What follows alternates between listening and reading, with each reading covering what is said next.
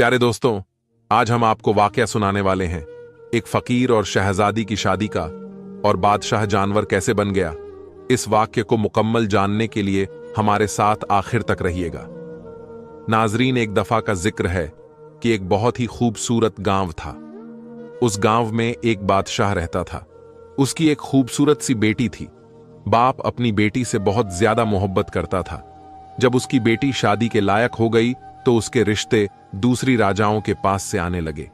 वह अपनी बेटी की शादी करने के लिए लड़कों से मुलाकात भी कर रहा था, लेकिन अब तक उसे कोई भी अपनी बेटी के काबिल नहीं मिला। एक दिन उस गांव में एक मांगने वाला फकीर आया, जिनकी उम्र तकरीबन 80 साल थी। वह बादशाह से कहने लगा कि मैं आपकी बेटी से शादी करना चाहता हूं। यह सुनते ही बादशाह को बहुत ज्यादा गुस्सा आया। उसने कहा कि तुम्हारी हिम्मत कैसे हुई, तुम्हारी इतनी औकात कि तुम मेरी बेटी के बारे में सोचो। उसने अपने आदमियों से कहा कि फौरन इसकी गर्दन उड़ा दो। उसने जुर्रत कैसे की कि मेरी बेटी को अपनी बीवी बनाने के बारे में सोचने की भी। फकीर को गिरफ्तार कर लिया गया। उसे ले जाकर कैद खाने में डाल दिया गया। उस फकीर ने कहा कि आप मेरी बात को समझने की कोशिश करें। मैं आपकी बेटी से शादी करना चाहता हूं, लेकिन इसके पीछे एक बहुत बड़ी वजह है। लेकिन बादशाह कहने लगा कि मैं अब एक ही बात सुनना नहीं चाहता। बादशाह ने फौरन उसको कहा कि इसको ले जाओ और कैद खाने में डाल दो। उस फकीर को कैद खाने में कोड़े मारे जा रहे थे। जब यह खबर राजकुमारी तक पहुंची तो उसने अपने बाप से कहा कि यह आप क्या कर रहे हैं, किसी बुजुर्ग के साथ ऐसा करना अच्छी बात नहीं। उसने कहा कि तुम बीच में मत पड़ो। वो राजकुमारी फकीरों की बहुत ज्यादा इज्जत करती थी, बहुत ही नेक थी। उसने कहा कि जो भी हो, मैं इस बात को पसंद नहीं करती कि इस मुल्क का राजा इस तरह से किसी बूढ़े इंसान पर जुल्म करे। राजा ने कहा कि तुम्हारी बात को मैं मान लूंगा, अब यहां से जाओ। वो वहां से जा चुकी थी, लेकिन शहजादी को यह नहीं पता था कि वह उसकी शादी का पैगाम लेकर यहां आया था। जब राजकुमारी को इस बारे में मालूम हुआ तो यह फकीर मेरे लिए शादी का पैगाम लेकर आए थे, तो अपने बाप के पास फिर आई और कहने लगी, क्या इस फकीर ने मुझसे शादी करने के लिए कहा था? बादशाह ने सबको मना कर दिया था कि मेरी बेटी को इस बारे में पता न चले, क्योंकि वह बहुत जिद्दी है और जो फैसला करती है डंके की चोट पर करके रहती है। अब जब बादशाह को पता चला कि मेरी बेटी को सच्चाई मालूम हो गई है, तो वह गुस्से से आकर कहने लगा कि मेरी एकलौती बेटी, मेरी लाडली बेटी से इस बूढ़े ने शादी करने के बारे में सोचा भी कैसे? बेटी बहुत समझदार थी। बाप के सामने उस वक्त खामोश रही, लेकिन उसने दिल में सोचा कि अगर वह फकीर मुझसे शादी करना चाहता है तो उसके पीछे कोई ना कोई बात जरूर होगी। वह उसी फकीर से मुलाकात करने के लिए कैद खाने में गई। फकीर से कहने लगी कि आप मुझसे शादी क्यों करना चाहते हैं? फकीर ने कहा कि जब तुम मुझसे शादी करोगी तो उसके बाद तुम्हें खुद ही पता चल जाएगा मैंने तुमसे शादी क्यों की। वह कहने लगी कि ठीक है, मैं आपसे शादी करने के लिए तैयार हूं। यह खबर पूरे मुल्क में आग की तरह फैल चुकी थी। लोग तरह तरह की बातें कर रहे थे कि शहजादी उस बूढ़े फकीर से शादी करना चाहती है और वह खुद इस पर राजी भी है। बादशाह ने अपनी बेटी को लाख समझाने की कोशिश की तो उसने जवाब दे दिया, आपने मुझे बड़े नाजों से पाला है, मेरी हर ख्वाहिश को आपने पूरा किया। अब जब मामला शादी का है, जब मुझे शादी करनी है तो मैं उसी से शादी करूंगी जिससे मेरा दिल चाहेगा। लेकिन बादशाह मानने को तैयार नहीं था। उसकी एकलौती शहजादी थी, एक फकीर के साथ शादी रचा दी।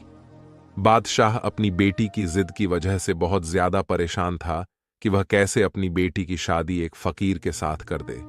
वह बोली कि मैं शादी करूंगी तो उसी से करूंगी। मैंने उनकी आंखों में सच्चाई देखी है जो आज तक मैंने किसी की आंखों में नहीं देखी। बेटी के कहने पर बादशाह को आखिरकार मानना पड़ा। उसने खुद पूरी सल्तनत में ऐलान कर दिया, हमारी बेटी की शादी हो रही है, लेकिन यह शादी बहुत ही सादगी के साथ होगी। सिर्फ निकाह होगा और मेरी बेटी आज के बाद महल में नहीं रहेगी, बल्कि उसकी झोंपड़ी में जाकर उसके साथ ही रहेगी जिससे वह शादी कर रही है। बादशाह बहुत गुस्से में था। क्योंकि वह नहीं चाहता था कि उसकी बेटी की शादी उस फकीर से हो। वह अपनी मनमानी कर रही थी, इसलिए उसने अपनी बेटी को सजा देनी चाहिए कि जब सब कुछ ऐशो आराम छोड़कर उस फकीर के साथ झोंपड़ी में शहजादी को रहना पड़ेगा, तो उसे इससे बड़ी सजा आखिर शहजादी के लिए क्या हो सकती है। बादशाह का हुक्म तो लोगों के लिए बहुत अनोखा था, लेकिन सबसे ज्यादा हैरानगी इस बात पर हो रही थी कि शहजादी इस बात को मान गई। उसने कहा कि ठीक है, मैं फकीर के साथ झोंपड़ी में रहने के लिए तैयार हूं। जब मैं शादी कर रही हूं तो फिर जहां मेरा शौहर रहेगा मैं भी वहीं रहूंगी। ये एक अनोखी दास्तान थी जो किसी के समझ में नहीं आ रही थी। एक नौजवान शहजादी एक बूढ़े फकीर से शादी क्यों करना चाहती है। बहरहाल शादी हो गई। बादशाह के हुक्म पर फकीर के साथ शहजादी चली गई। फकीर का घर बस एक दरख्त के नीचे छोटी सी झोपड़ी थी। फकीर वहां पहुंचकर अपनी बीवी से कहने लगा, यह मेरा छोटा सा आशियाना है, तुमने अब यहीं रहना है। तुमने बगैर वजह जाने मुझसे शादी कर ली। तुम बहुत अच्छी सोच की मालिक हो। मैं तुम्हारी इस बात का बहुत ज्यादा शुक्रिया अदा करता हूं, लेकिन मेरे पास ऐसा कुछ नहीं कि दिन भर मैं भूखा रहता हूं। रात को इबादत करता हूं, जब कभी कहीं से मिल जाता है तो खा लेता हूं। क्या तुम मेरे साथ इस हाल में रह लोगी? शहजादी कहने लगी कि अगर आपसे मैंने शादी की है तो इसका मतलब यही है ना कि आप जिस हाल में मुझे रखेंगे मुझे उसी हाल में रहना होगा। फकीर बोला कि मैंने तुमसे शादी की है, इसके पीछे दो बड़े राज हैं, लेकिन तुमने मुझसे शादी क्यों की? उसने कहा कि मैंने अल्लाह की बारगाह में दुआ की थी, अगर मेरी जिंदगी में कोई नेक इंसान आएगा तो मैं उसी को अपना शौहर कबूल करूंगी, चाहे वह किसी सल्तनत का राजकुमार हो या कोई दरवेश हो। उस दिन आप हमारे लिए यहां आए। मैं अपनी दुआ को अपनी आंखों से कबूल होता देख रही थी और मैं आपसे शादी के लिए राजी हो गई। इसीलिए मेरे अब्बाजान भी आज मुझसे नाराज हैं, पर मैंने अल्लाह ताला को हाजिर और नाजिर जानकर इस रिश्ते को कबूल किया। फिर जो भी हो जाएगा आपके साथ रहना पसंद करूंगी। वह इतनी सब्र करने वाली थी कि वह फकीर ऐसी बीवी को पाकर बहुत ज्यादा खुश था और दोनों दिन भर के भूखे रहते, रात भर अल्लाह की इबादत करते। फकीर किसी मकसद के बगैर कोई काम नहीं करते। शहजादी अच्छी तरह इस बात को समझ चुकी थी। वह शाही महल छोड़कर आई थी, शाही गुजर बसर छोड़कर फकीरी की जिंदगी अपनाकर अल्लाह का शुक्र अदा कर रही थी। वह फकीर अपनी बीवी को इस हाल में देखकर अल्लाह ताला का बहुत ज्यादा शुक्रिया अदा करता, उसके लिए हमेशा दुआ करते रहता। एक दिन वह फकीर किसी काम के लिए जंगल से बाहर गए। वहां पर शहजादी से मुलाकात करने के लिए एक अनजान आदमी आ गया। वह दरअसल उसके बाप की तरफ से भेजा गया एक नौकर था। उसने कहा कि आपके अब्बा जान आपको बहुत ज्यादा याद करते हैं और कहते हैं कि हमारी शहजादी खुश है कि नहीं, उस फकीर के साथ किस हाल में है। यह सुनकर उस शहजादी का दिल भर आया और फिर उस नौकर ने कहा, हमारी बेटी से कह देना कि अगर वह वापस महल आना चाहती है तो हम उसको महल वापस बुलवा लेते हैं और यह रिश्ता भी खत्म करवा देंगे। शहजादी ने कहा, लगता है मेरे बाप ने मुझे पहचाना नहीं। मैं उनके साथ बहुत ज्यादा खुश हूं और अल्लाह ताला की रजा पर मैं बहुत राजी हूं। वह मेरे शौहर है और मैं उनसे बहुत ज्यादा खुश हूं। उस नौकर ने कहा कि आपके बाप ने आपके लिए एक बहुत बड़ा मोती भिजवाया है। वह नौकर जिद करके मोती को वहां पर रखकर चला गया। वह फकीर जब अपने काम से वापस आए, उन्होंने मोती को सामने देखकर कहा, यह तुम्हें किसने दिया? उसने सारी कहानी सुना दी। वह बोले, अगर आप मेरे साथ खुश नहीं हैं, अगर आप अपने वालिद के पास जाना चाहती है तो जा सकती है। मैं आपसे कोई शिकायत नहीं करूंगा। मैं आपसे राजी हूं, बल्कि मैं यही चाहूंगा कि आप खुश रहे। उस पर शहजादी कहने लगी, मैं बहुत ज्यादा खुश हूं और मुझे किसी चीज की कोई कमी नहीं है। सब कुछ मुझे आपकी सूरत में मिल गया है। आप क्या चाहते हैं यह मुझे नहीं पता। बस मैं अल्लाह की रजा के लिए यहां पर आपके साथ खुश हूं और जहां तक बात है इस मोती की, तो इस मोती को मैं रखना नहीं चाहती। ये तो वह नौकर मेरे पास जबरदस्ती रखकर चला गया था। वह फकीर बोले कि आपको इससे कोई लगाव नहीं, आपके वालिद ने आपके लिए भेजा है। वह कहने लगी कि मुझे हर उस चीज से लगाव है जो अल्लाह की तरफ से मुझे मिली है, वरना मुझे जो कुछ मिला है मुझे कुछ नहीं चाहिए। बस यह कहने की देर थी कि वह मोती वहां से गायब हो गया। यह देखकर वह फकीर मुस्कुराए। आपने अपनी बीवी को यह बात नहीं बताई थी कि यह सब क्या हुआ है। आपने कहा कि तुम एक नेक और पारसा औरत हो। यह मोती जहां से आया था उसी जगह वापस चला गया। एक सादा औरत अपने शौहर के साथ प्यार से रहती।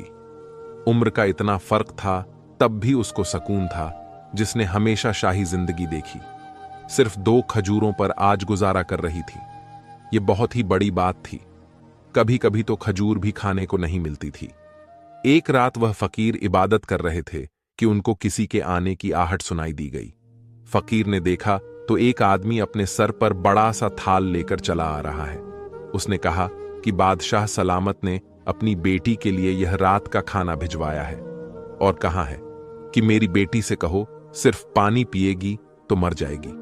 उसका शौहर उसे खाने के काबिल भी नहीं है।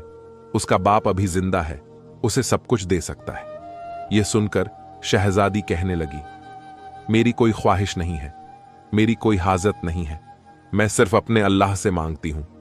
जाओ, यह खाना लेकर वापस चले जाओ। जिसने यह खाना भिजवाया है उसी को जाकर दे दो। मुझे जो अल्लाह खिलाएगा मैं वही खाऊंगी। और यही मैंने अल्लाह की बारगाह में दुआ की। लेकिन नौकर मजबूर होकर थाल लेकर खड़ा रहा। शहजादी को गुस्सा आ गया। उसने कहा कि मैं यह खाना नहीं खाऊंगी, मैं अल्लाह पाक की नेमतों की नाशुक्रे नहीं हूं। शहजादी की इस बात को सुनकर फकीर की आंखों में आंसू आ गए। उन्होंने अल्लाह ताला की बारगाह में दुआ की कि या अल्लाह, यह तुझसे मांगती है, मेरी वजह से सब शुक्र से जिंदगी गुजार रही है, कभी उफ तक नहीं कहा, लेकिन आज तू मेरी बीवी के लिए आसमान से एक ऐसा फल उतार दे जो कभी किसी ने न देखा हो। फकीर की दुआ सुन ली गई। आसमान से चांदी के थाल उतरते हुए नजर आ रहे थे जिसमें खाने रखे हुए थे। बादशाह का नौकर इस मंजर को देखकर अपने होश खो बैठा। अपने खाने की थाल को लेकर वह वापस महल की तरफ चला गया। अब यहां पर उस फकीर ने कहा कि तुम हमेशा कहती हो ना, अल्लाह ताला तुम्हें खिलाएगा तभी तुम खाओगी। ये तुम्हारे लिए खाना आसमान से आ चुका है, अल्लाह ताला की तरफ से है। अब शहजादी ने अपने शौहर के साथ मिलकर वह खाना खाया। शादी से लेकर अब तक आज पहली बार उसने पेट भरकर खाना खाया था। इस पर उसने अल्लाह का शुक्र अदा किया। वह नौकर जब महल वापस पहुंचा तो उसने बादशाह से कहा, अब आप अपनी बेटी की जरा भी फिक्र न करें, उसके लिए तो आसमान से चांदी के बर्तन उतारे जा रहे हैं। वह बहुत अच्छी जिंदगी गुजार रही है। वह कोई फकीर नहीं बल्कि लगता है किसी सल्तनत का राजकुमार है। बादशाह ने कहा कि ऐसे कैसे हो सकता है? अगर ऐसा होता भला वह झोंपड़ी में क्यों रहता? मेरी बेटी मेरे खिलाफ आखिर कैसे जा सकती थी? अपने मुलाजिम की बातों को सुनकर बादशाह के कान खड़े हो गए, लेकिन उसके सामने उसने कुछ भी न कहा। उसने कहा, मैं भी तो जरा जाकर देखूं, मेरी बेटी के लिए आखिर खाना कहां से आता है। एक दिन वह चुपके से भेष बदलकर फकीर की झोंपड़ी के पास पहुंच गया। उधर फकीर ने फिर अल्लाह की बारगाह में दुआ की। बादशाह ने खुद अपनी आंखों से देखा कि आसमान से थाल उतरता हुआ आ रहा था और उसमें ऐसा खाना था जो आज तक किसी ने नहीं खाया। न ही बादशाह के शाही महल में कभी ऐसा खाना बना था। यह सब देखकर उसका खून खौलने लगा। वह अपने महल में वापस आ गया और दाएं बाएं टहलने लगा। उसने कहा कि मुझे लगता है कि यह फकीर कोई बहुत बड़ा जादूगर है, तभी तो खाना इस तरह ऊपर से मंगवा रहा है। उसने अपने खास आदमी से कहा कि इस जादूगर का खात्मा करना पड़ेगा। उस जादूगर ने तो हमारी बेटी को हमसे दूर कर दिया है। उस मुलाजिम ने कहा कि जी हां, एक ऐसा जादूगर को मैं जानता हूं जो उससे लड़ सकता है। वह बहुत पहुंचा हुआ जादूगर है। उसकी जादू के आगे किसी का जादू काम नहीं करता, सब नाकाम हो जाते हैं। उसके सामने वह दरवेश क्या है, 80 साल का बूढ़ा जिसके पैर खुद कब्र में लटके हुए हैं। बादशाह ने कहा, ठीक है, उस जादूगर को फौरन मेरे पास बुलाकर लाओ। जब वह जादूगर आया तो उसे बातें बताई गईं और कहा गया कि वह अल्लाह वाले फकीर इस तरह मेरी बेटी को अपने साथ ले गए और जादू के तौर पर उसको रोजाना खाना खिला रहे हैं। शहजादी को जब इतने अच्छे अच्छे खाने खाने को मिलेंगे, शहजादी तो उसी के गुण गाएगी। बस मुझे अपनी बेटी किसी हाल में वापस चाहिए। उस जादूगर ने अपना अमल शुरू किया। कुछ दिन अमल करने के बाद उसको पता चल गया कि वह कोई जादूगर नहीं, बल्कि एक अल्लाह का नेक बंदा है। उसका मुकाबला करना इतना आसान नहीं। जादूगर सीधा बादशाह के पास आया और कहने लगा, मैं उनसे मुकाबला नहीं कर सकता, क्योंकि अगर मैं उसके सामने खड़ा होता हूं तो मुझे बहुत बड़ा नुकसान हो जाएगा। बादशाह कहने लगा कि ऐसा कौन सा नुकसान हो जाएगा। वह कहने लगा कि बस कोई भी जादू मैं उसके साथ नहीं करना चाहता। बादशाह बहुत ज्यादा गुस्से से बोल रहा था, क्योंकि अब तक वह बर्दाश्त कर रहा था। आज तक उसने अपनी बेटी की हर जिद को पूरा किया था। अब जब उसने देखा कि यह जादूगर अमल करने को तैयार नहीं, उसने जादूगर से कहा कि अगर तुम खुद अमल नहीं कर सकते मेरी बेटी को वापस लाने के लिए, तो अपनी बेटी को वापस लाने के लिए मैं खुद ही अमल कर लेता हूं। मुझे यह अमल सिखा सकते हो। जादूगर ने कहा कि आप नहीं जानते, आपकी सल्तनत उलट जाएगी, कुछ भी नहीं बचेगा। उसने कहा कि मुझे किसी कीमत पर भी अपनी बेटी वापस चाहिए। अब जादूगर ने बादशाह के कहने पर उसे वह अमल सिखाना शुरू कर दिया। यहां पर उसकी बेटी तो अल्लाह का नाम ले रही थी और शौहर का भरम रख रही थी, नमाज अदा कर रही थी, इस्लाम के बहुत करीब होती जा रही थी। जो सुकून उसे झोंपड़ी की चटाई पर सोने से मिल रहा था, उसे वह सुकून कभी महल के नरम गद्दों पर नहीं मिला था। लेकिन उसका बाप वहां इस्लाम से दूर होकर जादू टोने में लगा हुआ था, क्योंकि उसको अल्लाह वाले फकीर को किसी भी हाल में हराना था। किसी भी हाल में उसने अपनी बेटी को वापस लेकर आना था। अब बादशाह ने जादूगर से वह अमल पूरी तरह सीख लिया। उसने जादूगर का लिबास पहनकर एक जगह बैठकर दायरा खींच लिया और मंत्र पढ़ने लगा। उस मंत्र में ऐसी ताकत मांग रहा था जिसकी जोर पर वह फकीर को खत्म करना चाहता था। लेकिन वह अल्लाह वाले फकीर तो जिस पाक परवरदिगार से दुआ मांग रहे थे, उसकी ताकत के आगे तो कोई ताकत भी काम नहीं कर सकती थी। अल्लाह वाले फकीर समझ चुके थे कि कोई उनकी जात को छेड़खानी कर रहा था और उनकी बीवी उनसे अलग करने की कोशिश कर रहा है। मगर वह अल्लाह वाले किसी भी सूरत ऐसा नहीं चाहते थे, क्योंकि जो कुछ उन्होंने किया सब इसी की वजह से किया था। फिर उन्होंने कुरान पाक खोला और उसकी तलाश शुरू कर दी। बादशाह बार बार उनकी तरह मंत्र पढ़कर फूंक रहा था, लेकिन वह हर बार उसकी तरफ पलट कर जाता। अब बादशाह ने एक खास मंत्र पढ़ना शुरू कर दिया। जब उसने मंत्र पढ़ा तो वहां पर एक बहुत बड़ा मोटा ताजा जंगली शेर आ गया। बादशाह ने कहा कि जाओ, जंगल में जो फकीर बैठा है उसको चीर फाड़ कर रख दो और मेरी बेटी को मेरे पास वापस लेकर आओ। बादशाह के हुक्म पर वह शेर जंगल की तरफ दौड़ता हुआ गया। लेकिन यहां पर तो अल्लाह वाले फकीर खूबसूरत आवाज में कुरान की तिलावत कर रहे थे। जब वह शेर उस फकीर के पास पहुंचा, कुरान शरीफ की तिलावत की आवाज सुनकर वह तिलावत सुनने के लिए वहां पर बैठ गया। जैसे जैसे वह अल्लाह का नाम लेता जा रहा था, वहां पर बादशाह की हालत खराब होती जा रही थी। जादूगर ने उसको पहले ही बता दिया था कि जादू अगर अटक गया और कोई गड़बड़ हो गई तो आपके साथ वह होगा जो कभी आप सोच भी नहीं सकते। आपको कोई जानवर बना दिया जाएगा। फकीर ने उस शेर की तरफ देखा और फिर उसने अल्लाह का नाम लेना शुरू कर दिया। वह शेर जो उस फकीर पर हमला करने के लिए आया था, वह वहां से गायब हो गया। अल्लाह वाले फकीर ने शहजादी की तरफ देखा और कहा कि मुझे माफ कर दो, मैंने तुम्हारे साथ अच्छा नहीं किया। शहजादी कहने लगी कि आपने ऐसा क्या किया है? फकीर कहने लगा कि मैंने तुम्हारे बाप की शक्ल एक जानवर जैसी बना दी। मैं ऐसा नहीं चाहता था, लेकिन उसने जो जादू मेरे ऊपर किया उसी पर पलट गया। शहजादी ने जब यह सुना तो उसे बहुत बड़ा दुख हुआ।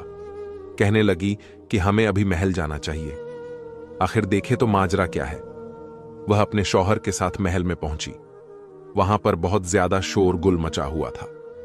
हर कोई बोल रहा था कि बादशाह को क्या हो गया, बादशाह को क्या हो गया, उसकी शक्ल जानवर जैसी कैसे बन गई। फकीर को दरवाजे पर दरबान ने अंदर नहीं आने दिया था।